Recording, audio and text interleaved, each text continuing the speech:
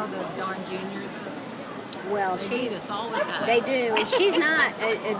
We don't have a juniors necessarily in our club, so the judges can be hard on them when they think they have been. Then they think they should know better, but she doesn't. It's her second day in the ring. Where does she live? Fayetteville.